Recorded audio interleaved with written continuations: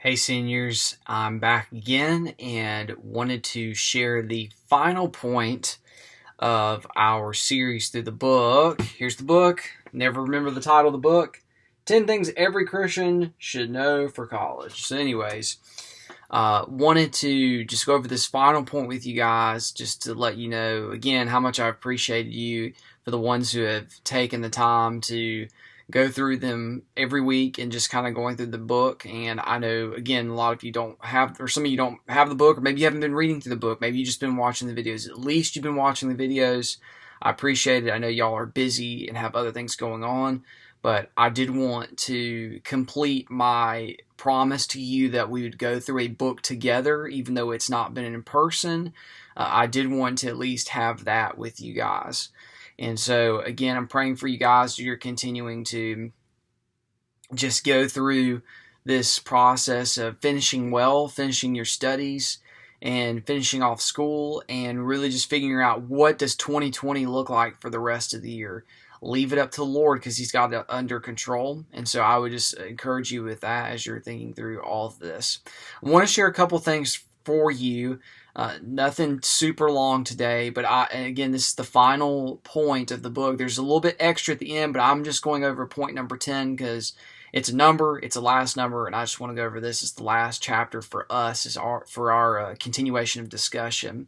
So the last one is basically, what is your identity? And that's a very common topic we hear. You've probably heard every single thing about identity and what it means to have your identity in Christ. What I want you to specifically think about is, many of you have heard that your identity should be in Christ. You've heard it. Don't put your identity in anything else, but put it in Jesus. Listen, we've all heard that. But what does that look like practically at college? I think all of us are trying to figure that out and what that really looks like for all of us, or for many of you. Here's what it looks like practically.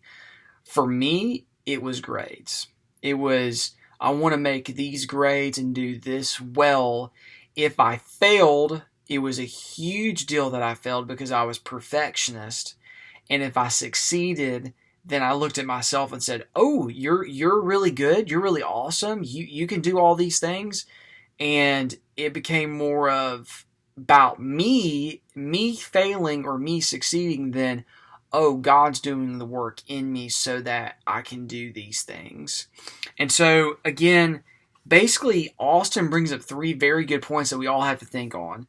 When we're thinking about identity, there's three things. Basing your self-worth on performance or circumstance will naturally breed comparison, insecurity, and anxiety. And I can say that for a matter of fact. If you build your whole identity in college on grades and your success, then it is going to be a troubling time for you.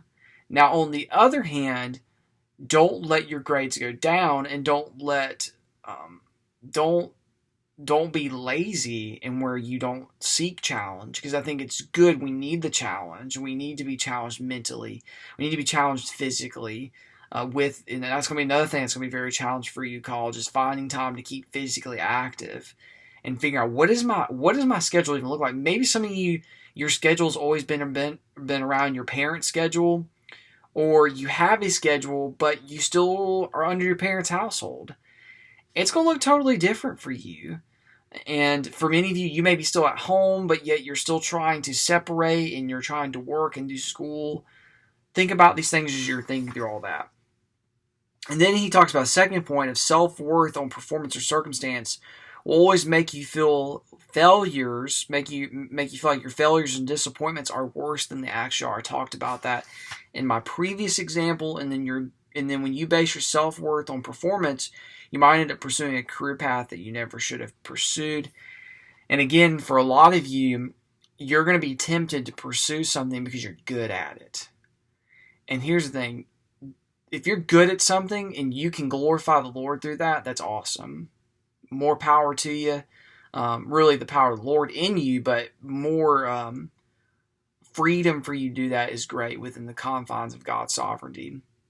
But on the other hand, you don't want to just do something because you're good at it. I was good at math. I was very good at math. I made 100, and this is not me bragging. I made hundreds and upper 90s in calculus, AP stats. I was a very good mathematician, as you could say, in high school. But then when I got to college, I was miserable doing it. I didn't want to continue doing it because I knew the Lord had called me to something different, called me to the ministry. For you, maybe something different. But in all these things, think about, is the first thing that you think about when you think, okay, who am I? Is it what you do as work? Is it what you do as a student? Because you're not always going to be a student. You'll always be learning, but you will not always be a high school student. You will not always be a college student. You're going to be someone different. And so I would take all these things into account. Who are you really when you really peel back the layers? Is your identity in self? Is it in the things you do? Because God can always take away the things you do. And so you have to really consider that when you are measuring out everything in your life and really saying, okay, where is my identity? Oh, well, it's in Christ if I know Jesus. But then what does that look like practically? Well, that means that I abide in Him instead of abiding in my work or abiding in my schoolwork, or abiding in sports, or abiding in my performance as a student athlete or as a student. It's all about abiding in Him. And God, through His performance, is the one that's going to get the glory, not you or me.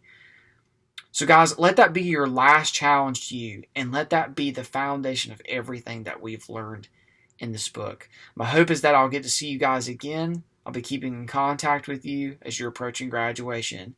I hope y'all are doing well. If you need anything, let me know. Okay? Love you guys. I'll talk to y'all later.